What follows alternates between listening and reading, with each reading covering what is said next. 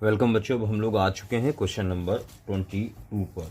यहाँ पर आप देख सकते हैं A B C D is a parallelogram. A B C D एक पैरेललोग्राम है। Point P divides A B in the ratio 2:3। ये 2 है और ये 3 इस रेशियो में डिवाइड कर रहा है। जबकि point Q divide D C in 4:1। 4:1। Prove that O C is half of O A. O A और ओ सी में आपको रिलेशनशिप फाइंड आउट करना है। यहाँ पर चलिए स्टार्ट करते हैं question number 22।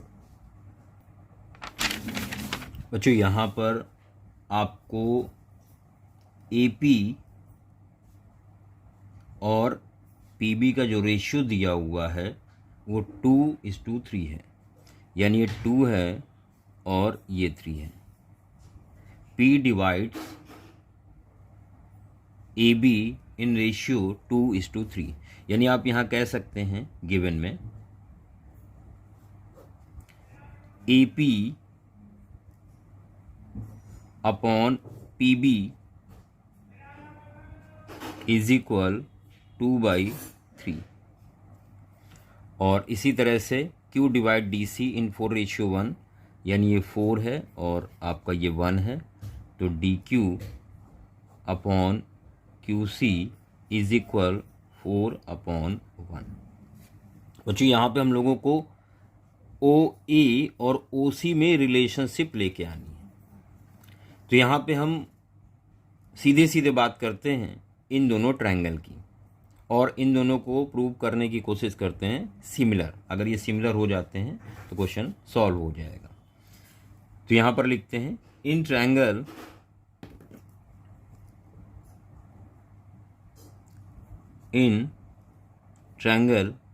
A O P and triangle C O Q, ये दोनों ट्रायंगल लिए। बच्चों ध्यान दें, एंगल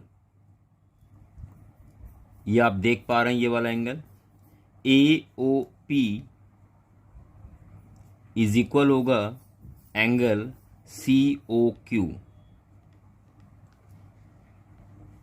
और ये एंगल इसके इक्वल होगा angle O A P is equal angle O C Q. Reason क्या देंगे यहाँ पे? देखिए रीजन आप देंगे वर्टिकली अपोजिट एंगल, पूरा लिखिएगा आप, शॉर्ट में नहीं लिखेंगे, वर्टिकली अपोजिट एंगल, और यहाँ पर होगा alternate interior angle. Alternate interior angle. बच्चों अगर दो ट्रायंगल के कोई भी दो एंगल इक्वल हो जाते हैं तो वो ट्रायंगल सिमिलर हो जाते हैं। तो यहाँ पर आप लिखेंगे then by angle angle similarity आपका triangle A O P similar होगा, सॉरी सिमिलर का साइन बनाएंगे यहाँ पर, सिमिलर होगा ट्रायंगल सी ओ क्यू के।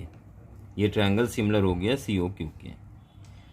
बच्चों ट्रायंगल सिमिलर हैं तो इनके करस्पॉन्डिंग साइड के रेशियो इक्वल होते हैं। तो यहाँ पर लेंगे O A upon O C is equal A P upon C Q. Order ध्यान रखिएगा, ओ ए तो ओ सी लिखा, ए पी तो सी क्यू लिखा, ठीक है। तीसरी साइड भी ले सकते हैं ओ पी और ओ क्यू, लेकिन उसकी ज़रूरत नहीं पड़ रही है क्योंकि हमें ये गिवन है, हमने इसको लिया है और इसमें रिलेशन पता करनी, इसलिए हमने ये दो पेयर लिए हुए हैं।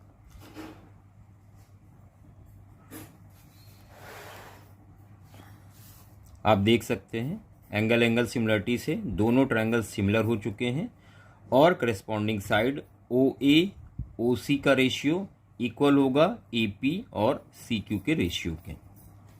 यहाँ पर ओ ए लिखेंगे आप और ओ सी लिखेंगे। ए पी कितना है? ए पी क्योंकि रेशियो में है तो इसको हम 2K लिख लेते हैं, अपॉन सी क्यू ये 1K, के कैंसिल हो जाएगा, क्रॉस मल्टीप्लाई करेंगे तो यहाँ पर आपको मिलेगा therefore OC two OC is equal OA। और बच्चों इसको आप लिख सकते हैं therefore OC is equal 1/2 OA। देखिए आपने प्रूव कर दिया कि जो OC है हाफ है OA के। बच्चों ये क्वेश्चन क्लियर हो गया होगा आप लोगों को, और बहुत बेहतर करने के लिए आप साथ में प्रैक्टिस भी करें, अपने आप से क्वेश्चन को लगाएं। और बढ़ते हैं क्वेश्चन नंबर 23 की तरफ। From an external point P, two tangents PA and PB are drawn to a circle with center O। यहाँ पर सेंटर O होगा, मिसिंग है, with center O। At a point E on circle tangent is drawn, एक tangent draw की गई यहाँ पर जो PA को C पे कट कर रही है और PB को D पर। PA आपको 10 दिया गया है, आपसे पूछा गया perimeter of triangle PCD। PCD इस ट्रायंगल का पेरीमीटर आपसे पूछा गया है, जबकि आपको PA गिवन है। तो चलिए स्टार्ट करते हैं क्वेश्चन नंबर 23। बच्चों यहाँ पर आप देख सकते हैं फिगर है, यहाँ पर AP की लेंथ 10 दी गई है और आपको PCD इसका पेरीमीटर फाइंड आउट करना है। Perimeter of triangle PCD is equal question mark, आपको ये पता करना है।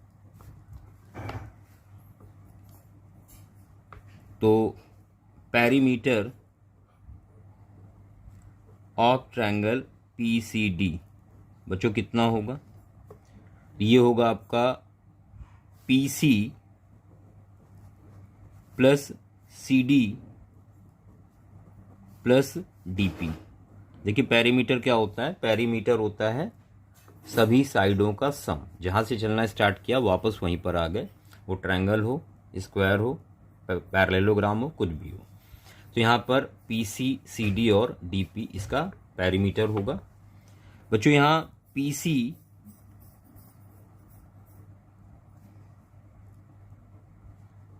उसी तरह से लिख दिया, जबकि हम CD की जगह लिख सकते हैं CE plus ED, CE plus ED plus DP।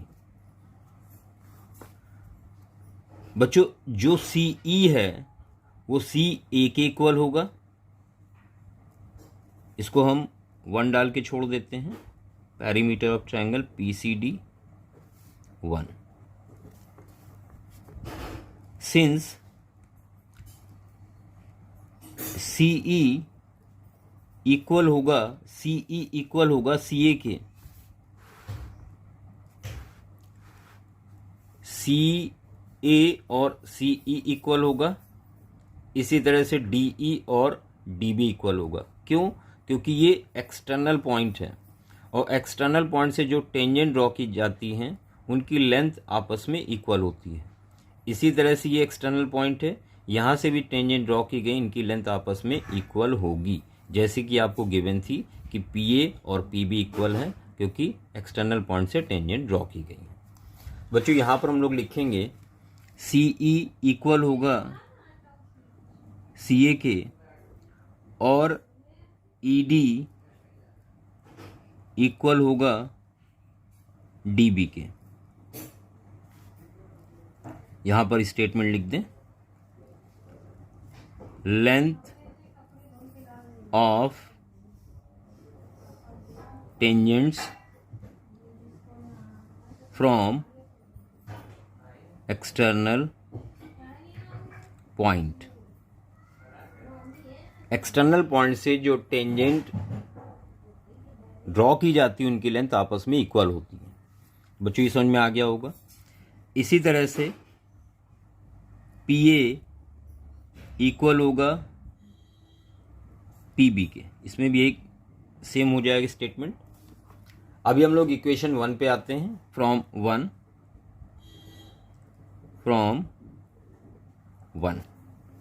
तो हम लोग यहाँ क्या लिखने वाले हैं, perimeter of triangle PCD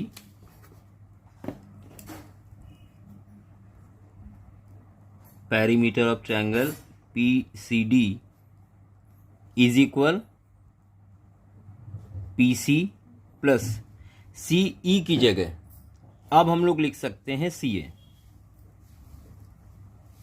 plus ED की जगह अब हम लोग लिख सकते हैं DB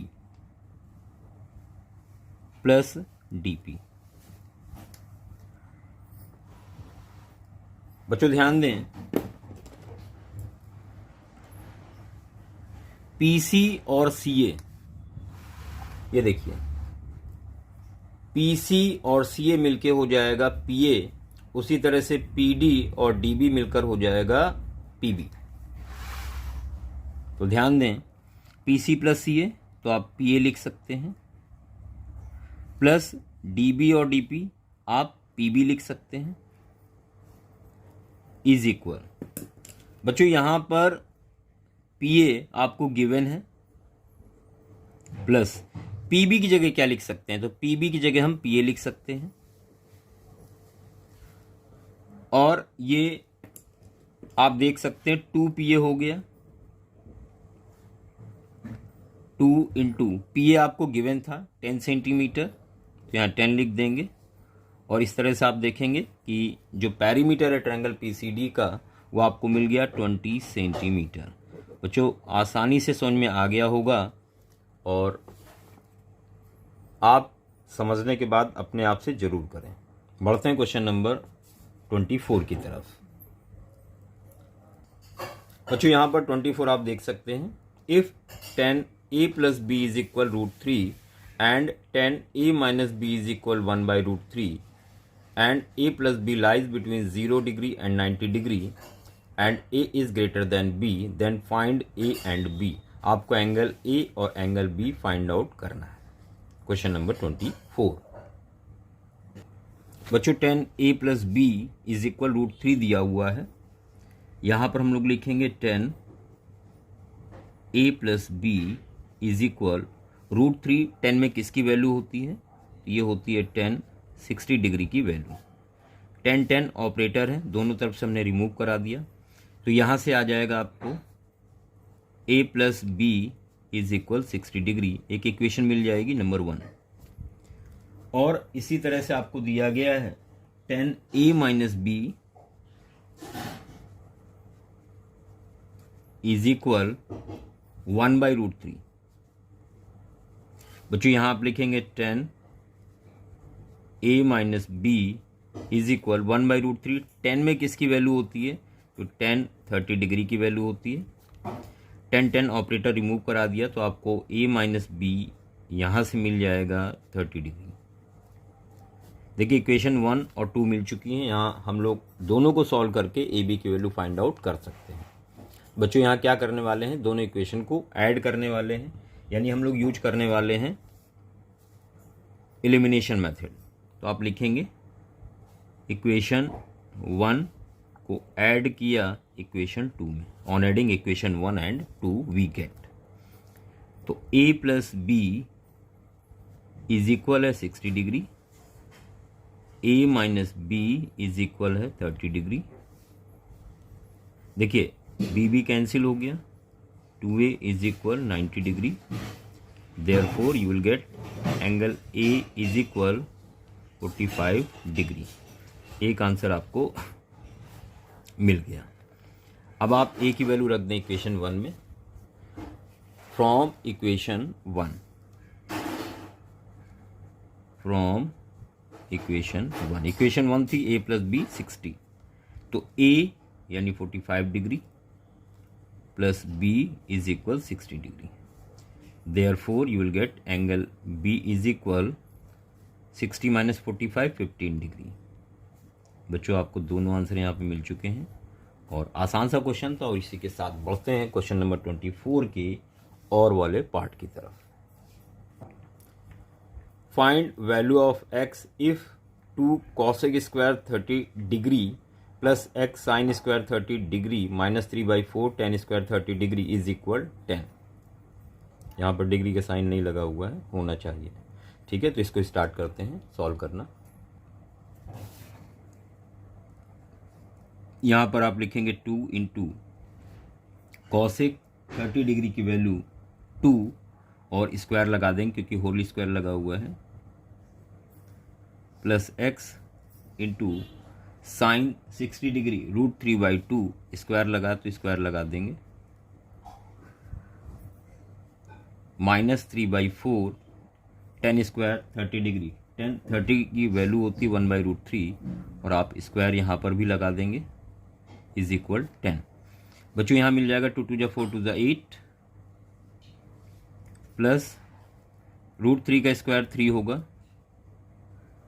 अपॉन 2 का स्क्वायर 4 और मल्टीप्लाई में एक्स माइनस 3/4 इंटू 1 का स्क्वायर √3 का स्क्वायर 3 इज इक्वल 10। यहाँ देखिए 3 कैंसिल हो गया और 8 उस साइड जाएगा, उसके पहले यहाँ 4 एलसीएम ले लिया आपने, यहाँ मिलेगा 3x और माइनस का 1, 4 LCM 3x - 1 is equal 8 minus 10 - 8, तो यहाँ 2 मिल जाएगा और इस तरह से आपको मिलेगा 3x - 1 is equal,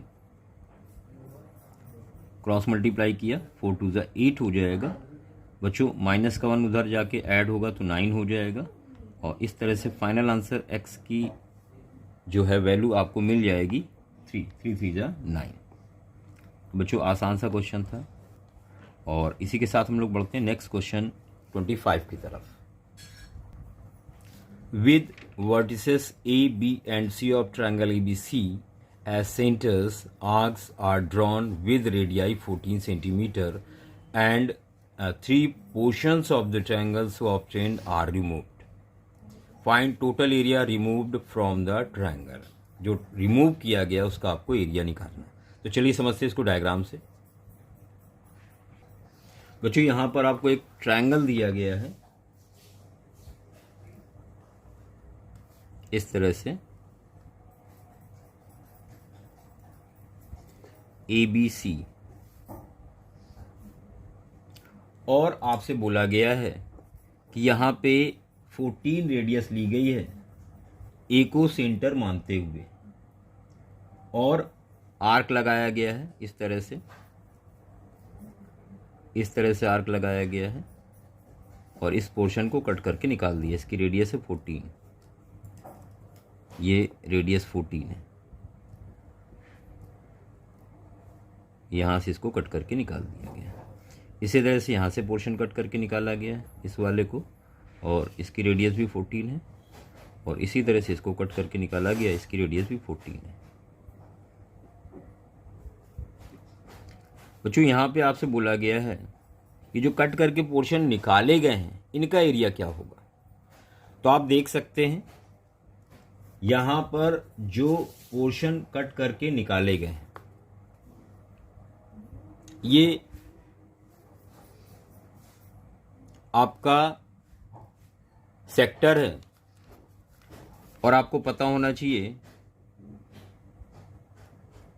area of sector ये होता है पाई r² θ/ 360, इस सेक्टर का एरिया। तो तीनों के लिए सेम यही इस्तेमाल किया जाएगा और अगर तीनों को ऐड कर देंगे तो टोटल एरिया आ जाएगा जो रिमूव किया गया है। तो लिखेंगे एरिया और टोटल एरिया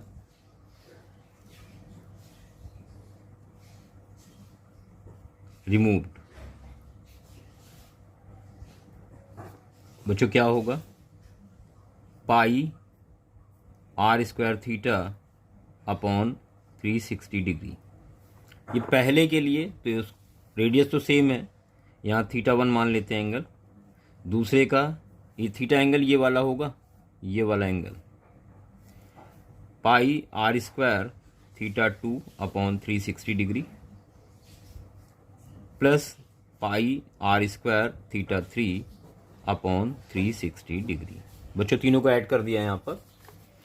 आप ध्यान दें पाई आर स्क्वायर 360 ये कॉमन है, पाई आर स्क्वायर और 360 डिग्री, बचेगा θ1, θ2 और θ3। पाई जिसकी जगह आप वैल्यू रख सकते हैं 22/7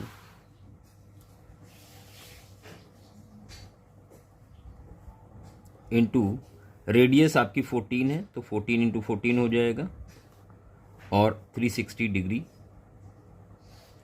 इंटू, आप ध्यान दें θ1 एंगल ए होगा, एंगल ए, θ2 एंगल बी और θ3 एंगल सी। तो आप यहां पर लिख सकते हैं angle A plus angle B plus angle C.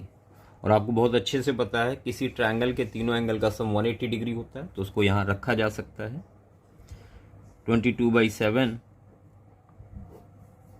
14 into 14 upon 360 into 180 degree. देखिए ये 2 टाइम कट हो जाएगा और 7 2 जा 14 कट हो जाएगा, कुल मिला के आपके पास बचेगा 22 इंटू 14। तो जो फाइनल आंसर आपको मिलेगा 14 2 जा 28 रिमेन 2, 14 2 जा 28 2 30। तो जो रिमूव पोर्शन है उसका एरिया, जो रिमूव कर दिया गया उसका एरिया आ गया 308 और यूनिट होगी सेंटीमीटर स्क्वायर। बच्चों ये फाइनल आंसर था, क्लियर हो गया होगा आपको। और आप सबसे रिक्वेस्ट करेंगे कि इन वीडियोस को बहुत ध्यान से देखें, क्वेश्चंस को बार बार लगाएं, प्रैक्टिस अच्छे से करें। धन्यवाद।